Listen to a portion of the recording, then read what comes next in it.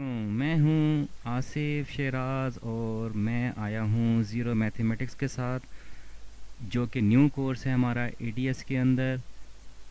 New scheme of study के मुताबिक ये आपका ऐड हुआ है और इस दफ़ा इसका आपका पेपर होना है।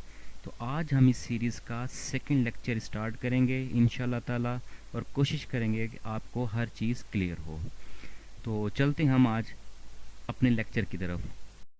तो आज का जो हमारा लेक्चर है, सबसे पहले हम उसके टॉपिक को डिस्कस करते हैं कि किस किस टॉपिक की तरफ आज हमारी नज़र जाएगी। तो सबसे पहले जो है हमने देखना है कि how to write a set, कि किसी भी सेट को किस तरह से लिखा जा सकता है, किस तरह से राइट किया जा सकता है। तो फर्स्ट जो है हमारा वो ये है कि how to write a set. Next जो है वो हमने देखना है कि टाइप्स ऑफ सेट, कि सेट की क्या क्या टाइप्स हैं। तो थर्ड पे हमने देखना है फिर ऑपरेशंस ऑन आ सेट, के किसी जो सेट्स अगर हमें गिवन हो तो उनके ऊपर हम कौन कौन से ऑपरेशंस को अप्लाई कर सकते हैं। तो फर्स्ट हम चलते हैं अपने फर्स्ट जो टाइप है उसकी तरफ, how to write a set, के किसी भी सेट को किस तरह से राइट किया जा सकता है। तो उसमें सबसे पहली जो टाइप है हमारे पास वो है डिस्क्रिप्टिव फॉर्म। नेक्स्ट जो है हमारे पास वो है टेबुलर फॉर्म, एंड थर्ड पे है हमारे पास सेट बिल्डर फॉर्म। तो first we will discuss disc हाँ जी, डिस्क्रिप्टिव फॉर्म क्या होती है। तो सबसे पहले तो डिस्क्रिप्टिव का मतलब होता है बयान करना, बयानिया किसी चीज़ का। अब सेट को हम किस तरह से बयान कर सकते हैं या सेट का क्या बयानिया हो सकता है, तो इसमें सिर्फ जस्ट ये है कि हम ओरल बता देंगे कि इस सेट के अंदर ये एलिमेंट है। लाइक जैसे कि a set is to give a verbal description of its elements। Verbally हम बताएंगे कि इसके क्या क्या एलिमेंट्स हैं। This is known as the descriptive form of a set, जिसको हम कहेंगे कि ये सेट की डिस्क्रिप्टिव फॉर्म है। तो एग्जांपल के तौर पे वेल नोन जो है हमारे पास वॉवल्स हैं, उनका एक सेट हमने लिया है कि A is equal to A E I O U. अब अगर हम इसकी डिस्क्रिप्टिव फॉर्म बनाना चाहते हैं तो फिर इसकी जो डिस्क्रिप्टिव फॉर्म है वो कुछ ये होगी, A is the set of all vowels in the English alphabets, कि इंग्लिश के अल्फ़ाबेट्स के अंदर जितने भी वॉवल्स हैं ये उनका सेट है। तो डिस्क्रिप्टिव फॉर्म उसकी ये होगी, इस तरह से हम उसको लिखेंगे। सेकेंड एग्जाम्पल पे हमने कुछ नंबर लिए हैं जिन्हें हम नेचुरल नंबर्स का नाम देते हैं 1 2 3 4। तो अब ये क्या कि n is a set of natural number. इस तरह से थर्ड पे हमारे पास आ जाता है e, मतलब सेट ऑफ इवन नंबर्स। ये सारी की सारी फॉर्म किसकी हैं, डिस्क्रिप्टिव की हैं।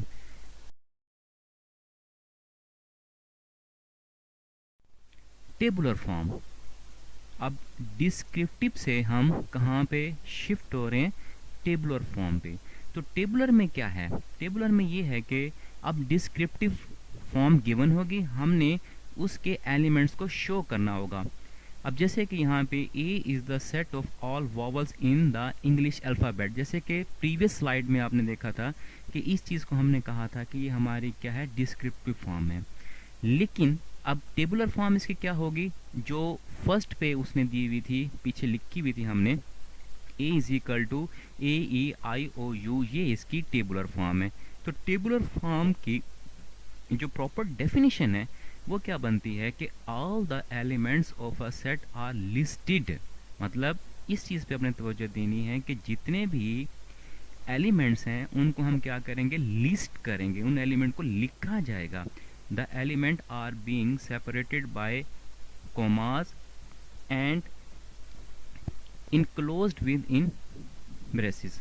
मतलब क्या है कि उन एलिमेंट्स को हम लिखेंगे और जो एलिमेंट्स हैं वो सेपरेट होंगे with the help of commas, और ब्रैकेट्स के अंदर उनको क्लोज किया जाएगा। इस तरह से ये हमारे पास क्या थी, डिस्क्रिप्टिव फॉर्म थी, N is a set of the natural number. तो उसकी जो टेबुलर फॉर्म है वो कुछ इस तरह से राइट की गई है। इस तरह से E is the set of even numbers हैं तो वो इस तरह से राइट की, वो है सेट बिल्डर फॉर्म। अब सेट बिल्डर फॉर्म में क्या होगा कि एलिमेंट्स को भी नहीं लिखेंगे हम। और सेकेंडली जो है, जैसे लास्ट में हमने डिस्क्रिप्टिव को देखा था, उस तरह से भी नहीं होगा। इसमें हम क्या करेंगे, इसमें जो हमारे एलिमेंट्स हैं उनको हम एज ए वेरिएबल जो है, वेरिएबल की फॉर्म में रिप्रेजेंट करेंगे। जैसे कि uses a statement or a math equation, मतलब इक्वेशन की फॉर्म में या मैथमेटिकली जो है सिंबल्स वगैरह यूज करके all the elements of a set. In this method we do not list the element. यहाँ पे वो जो बात मैंने की है कि यहाँ पे एलिमेंट को लिस्ट आउट नहीं किया जाएगा।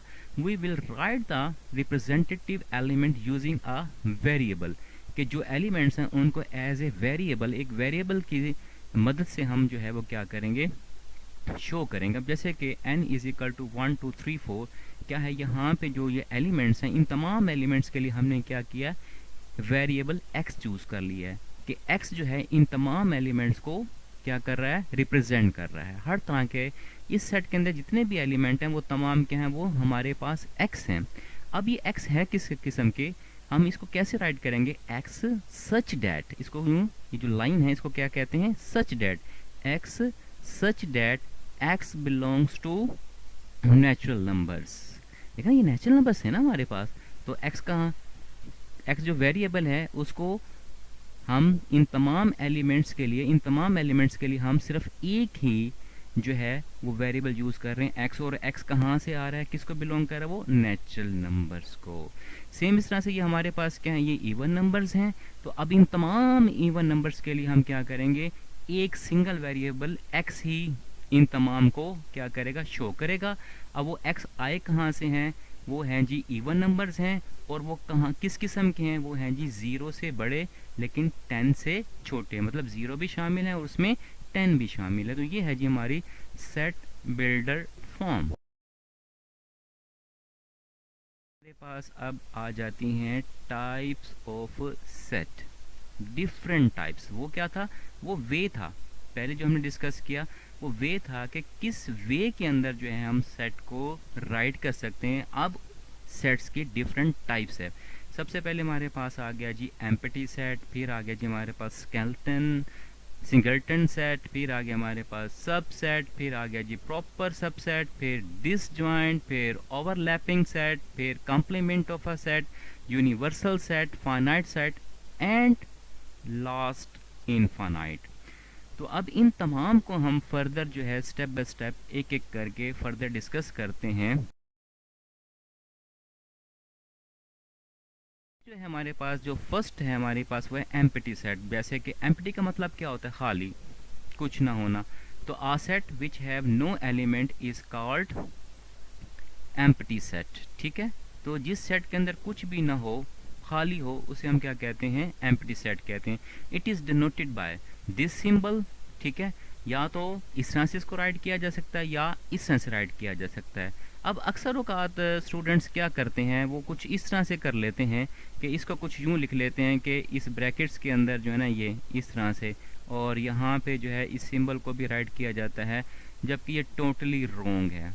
ये बात आपने नहीं लिखनी, ये सेट हमारा एम्प्टी सेट नहीं रहता। ठीक है ना, तो एम्प्टी के लिए आप क्या करेंगे, या तो ये चीज़ यूज़ करेंगे या फिर आप ये चीज़ यूज़ करेंगे, इन दो को आपने यूज़ करना है। ठीक है, अब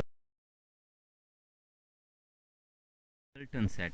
अब सिंगलटन सेट क्या होगा कि ऐसा सेट जिसके अंदर सिर्फ और सिर्फ एक एलिमेंट हो, उसे हम नाम देंगे सिंगलटन सेट का। अब जैसे कि एक सेट ए है, उसके अंदर सिर्फ एक एलिमेंट है, दूसरा सेट बी है, उसके अंदर भी एक ही एलिमेंट है, तीसरा सेट सी है, उसके अंदर भी एक ही एलिमेंट है। तो ऐसा सेट जिसके अंदर सिर्फ और सिर्फ एक एलिमेंट होगा वो हमारा सिंगलटन सेट होगा। सबसेट को, अब सबसेट क्या चीज़ है, set A is set to be a subset. इसको इस तरह से राइट किया जाता है, इस तरह से लिखा जाता है, of set B if all the elements of a set A are also present in set B, कि जितने आपके सेट A के एलिमेंट हैं वो सारे के सारे सेट B के अंदर अगर होंगे तो सबसेट बनेगा। In other word set A is contained inside set B। अब इसको थोड़ा सा मज़ीद जो है डिस्कस कर लेते हैं वो इस सेंस में कर लेते हैं। यहाँ पे ये देखें कि यह क्या कहना चाहता है कि ये अगर हमारे पास कोई सेट बी है तो सेट ए जो है ना इसके अंदर मौजूद होना चाहिए। ये हमारा क्या है, ये सेट ए है, ठीक है, ये हमारा सेट ए हो गया और ये हमारा क्या है, ये हमारा सेट बी है। तो सेट बी के अंदर जो है वो सेट ए हमारा कंटेन है, ठीक है। तो यहाँ पे जो है आप यहाँ पे हमारा 1 भी आ गया, ठीक है, मतलब कि ए 1 2 3 और बी भी 1 2 3। तो फिर ये इस तरह से जो है हमारा ए जो है वो बी का सबसेट बन जाएगा।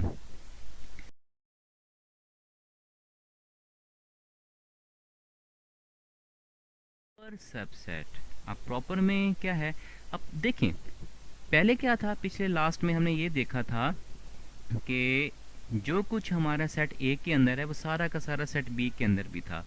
लेकिन जो प्रॉपर का केस आता है ना, तो प्रॉपर के अंदर ये देखें एक एलिमेंट ऐसा है जो कि आपको सेट ए के, बल्कि दो एलिमेंट यहाँ पे ऐसे हैं जो कि सेट ए में आपको नज़र नहीं आ रहे। तो शर्त जो है, कंडीशन जो है वो एट लीस्ट 1 के, कि कम से कम एक ऐसा एलिमेंट हो जो कि सेट ए में ना हो। तो इसकी जो डेफिनेशन है कुछ इस तरह से बन जाएगी, set A is a proper set of subset of set B. इसको इस सिंबल से लिखा जाता है, इस तरह से, ठीक है। If all the elements of a set A are members of set B, but ये देखें वो कंडीशन आ रही है, but there is at least 1 element, के कम से कम जो है यहाँ पे जो कंडीशन लग रही है हमारे पास वो क्या लग रही है, at least 1 element of set B that is not an element of set A, के कम से कम एक तो ऐसा हो लाजमी जो सेट बी के अंदर ना। हाँ जी, उसके बाद बारी आ जाती है डिसजॉइंट सेट की। डिसजॉइंट में इंटरसेक्शन जो है ना सेट का वो बड़ा रोल अदा करता है, कि ऐसे सेट जिनका इंटरसेक्शन जो है वो एम्प्टी हो, मतलब कि उनके अंदर कुछ भी कॉमन ना हो, तो ऐसे सेट आपके क्या कहलाएंगे, डिसजॉइंट। तो two sets A and B are said to be disjoint set if they have no element in common। तो एग्जाम्पल के तौर पे क्या है, if A is equal to 1 2 3 and B is equal to 4 5 6, A and B are disjoint, मतलब कि इनका आपस में एक दूसरे के साथ कोई लेना देना नहीं होगा। ये आपका अगर A सेट है, ये अगर आपका A सेट है और ये अगर आपका बी सेट है, तो इनका आपस में कोई लेना देना नहीं है, ठीक है। तो डिसजॉइंट की बात फर्दर अगर हम देखें ओवरलैपिंग, तो ओवरलैपिंग जो है वो ओवरलैप का मतलब होता है एक दूसरे के साथ कुछ ना कुछ पोर्शन एक जैसा हो जाना, ओवरलैप कर जाना, कॉमन होना। तो यहाँ पे ये होगा कि इनका जो इंटरसेक्शन है वो एम्प्टी नहीं होगा, बल्कि कोई ऐसा नंबर ज़रूर होगा दोनों के अंदर जो कि आपको सेम मिलेगा। तो ओवरलैपिंग की बात कुछ इस तरह से आ जाती है, two set A and B are set to be overlapping if they contain at least 1 element in common, कि कम से कम एक एलिमेंट ऐसा होगा जो कि दोनों में। हम बात करें तो वो है कम्प्लीमेंट ऑफ अ सेट। अब कम्प्लीमेंट जो है वो किस तरह से, फर्स्ट ऑफ ऑल हम देखते हैं कि कोई भी सेट अगर हमारे पास ए है तो उसका जो कम्प्लीमेंट है वो किस तरह से लिखा जाता है, इस तरह से भी राइट कर दिया जा सकता है और इस तरह से भी लिखा। अब है क्या, अब कम्प्लीमेंट के लिए हमें ये होगा कि एक यूनिवर्सल सेट चाहिए होगा, ठीक है। अगर हम उस यूनिवर्सल सेट में से जो सेट ए है उसके एलिमेंट्स को रिमूव कर लें, अब जैसे कि हमारे पास हमारा एलिमेंट ये है, हाँ जी, इसको भी अगर हम बीच में शामिल ना करें, इसी तरह से इसको भी बीच में शामिल ना करें, इसको भी बीच में शामिल ना करें, तो बाकी हमारे पास कौन कौन से एलिमेंट बच गए, 2 बच गया, 10 बच गया, 12 बच गया। तो ये हमारे पास क्या है, ये ए का कॉम्प्लीमेंट है। मीन्स कि यूनिवर्सल सेट में से अगर हम सेट ए को साइड पे कर दें, मतलब उसके एलिमेंट्स को साइड पे किया जाए, तो रिमेनिंग जो है वो ए का कॉम्प्लीमेंट होगा। Understand? Going to universal set. अब यूनिवर्सल सेट क्या है हमारे पास, a universal set usually denoted by U. इसको अमूमन हम यू से रिप्रेजेंट करते हैं। Is a set which has element of all the related set, मतलब वो सेट जिनके ऊपर आप वर्कआउट कर रहे हैं, मतलब तमाम सेट जिनके ऊपर आप काम कर रहे हैं, उनको अगर इकट्ठा किया जाए, उनके एलिमेंट्स को इकट्ठा किया जाए, तो जो सेट बनेगा वो हमारा क्या कहलाएगा, वो एक यूनिवर्सल सेट कहलाएगा with any repetition of element. के कुछ सेट ऐसे होंगे जिनके एलिमेंट सेम होंगे, लेकिन आपने उनको रिपीट नहीं करना, आपने उनको जस्ट ओनली वन टाइम लिखना है।